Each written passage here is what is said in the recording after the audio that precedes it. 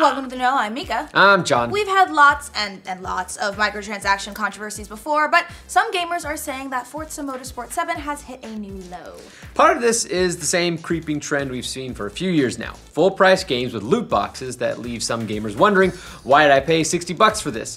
But some are saying that the newest Forza game might have been built from the ground up with microtransactions in mind. Oh, and that its Ultimate Edition is a big old fat ripoff. Womp womp. So here's some background first. Forza 7 releases tomorrow, and it's the latest in the popular racing series from Microsoft.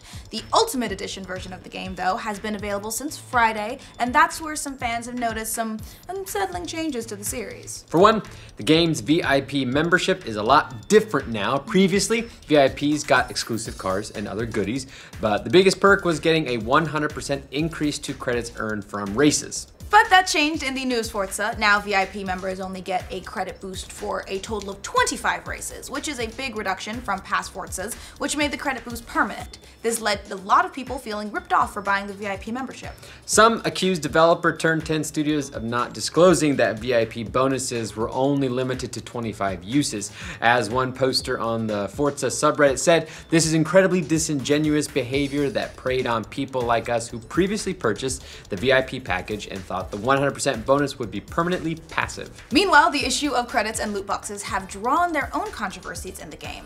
Credits in Forza let you do things like buy new cars for your garage, and you can also spend them on loot boxes, which will unlock random in-game cars and cosmetic items, along with a new item called Mod.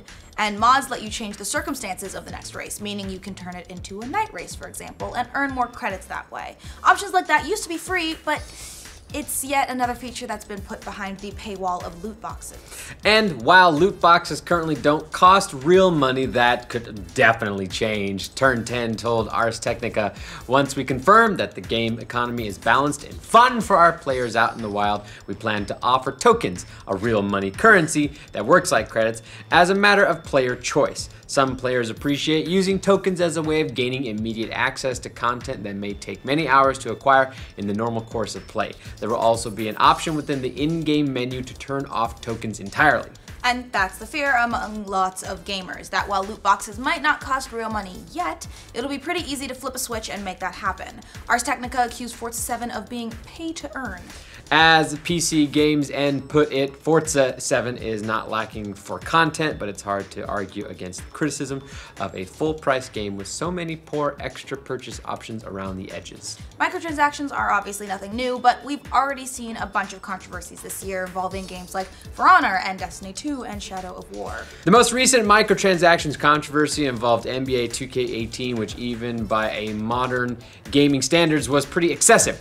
Angry players reported that you have to use the game's virtual currency to do just about anything, down to even a player's tattoos and haircuts. That virtual currency can, of course, be purchased for real money as well as earned in-game, but it definitely takes a while. Players reported that if you want to make your custom player better, you'd have to play over 200 games to earn enough currency to bring them to a pretty good overall rating, or, you know, just drop 20 bucks. So that brought a lot of allegations of the game being pay to win. As for the controversy around Forza 7, one mobile developer not associated with the game, but with lots of microtransaction experience, chimed in on Reddit to say that they think the whole game was entirely built around the concept of microtransactions. The anonymous poster, who says he or she has made games for almost 10 years, wrote, Forza 7 was their chance to design a game from the ground up around people buying loot boxes, and they took full advantage of it.